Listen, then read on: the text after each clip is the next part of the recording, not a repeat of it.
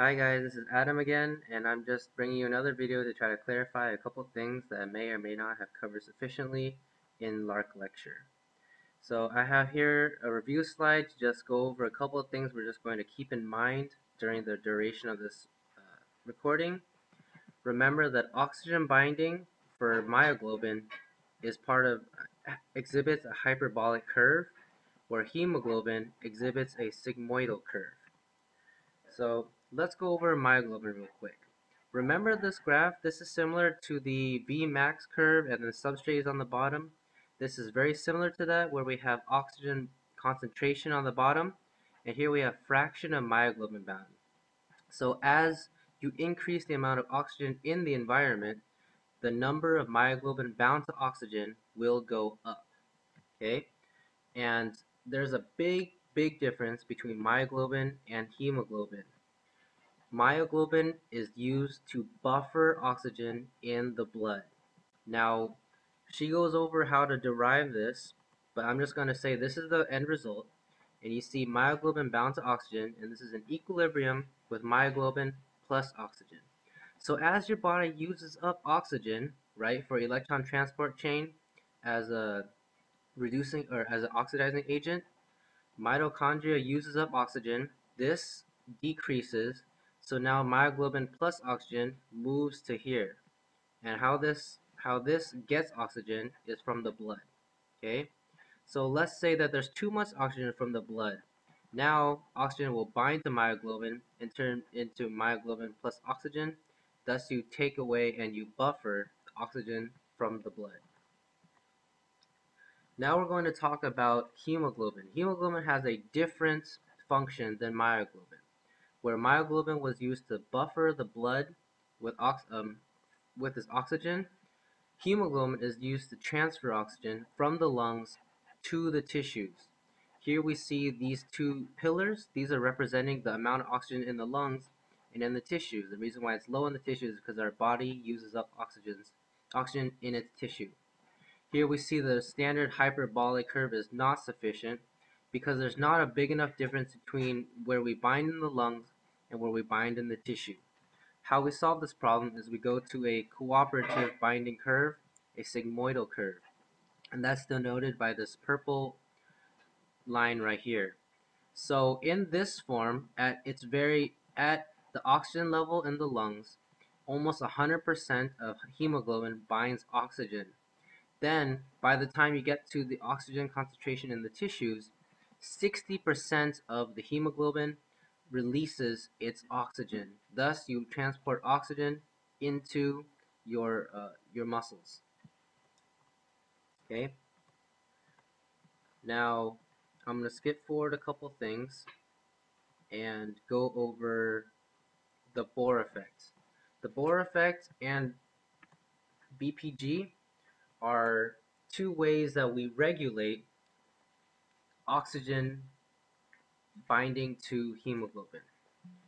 So after this, you should understand that the hemoglobin is a very complex protein, and various factors in our body help modify how well this binds to oxygen.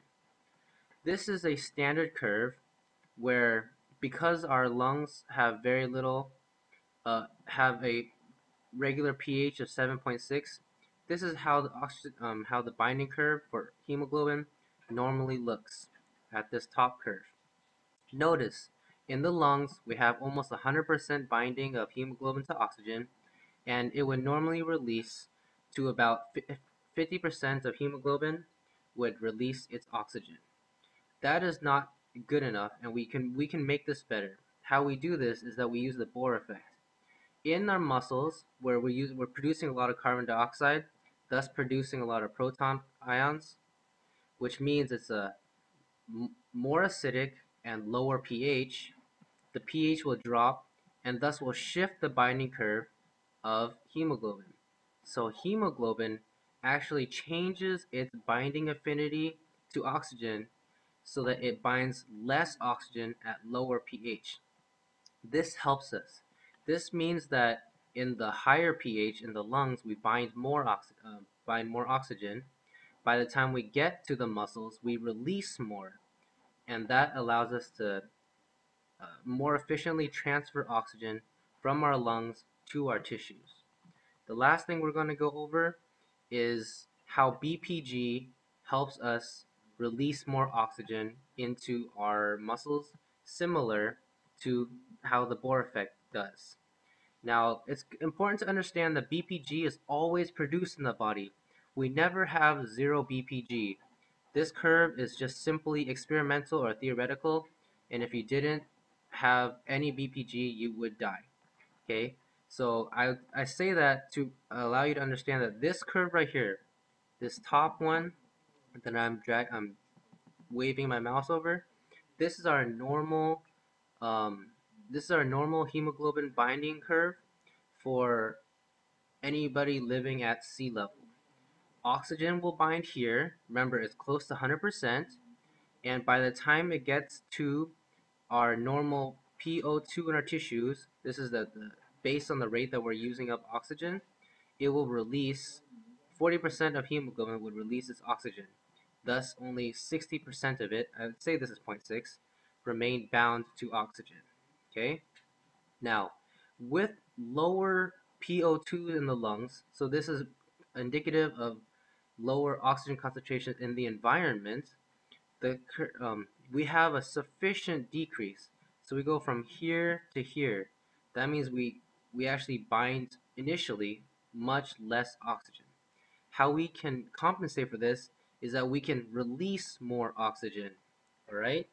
So the binding curve will shift from here to the right when we increase the amount of BPG we produce.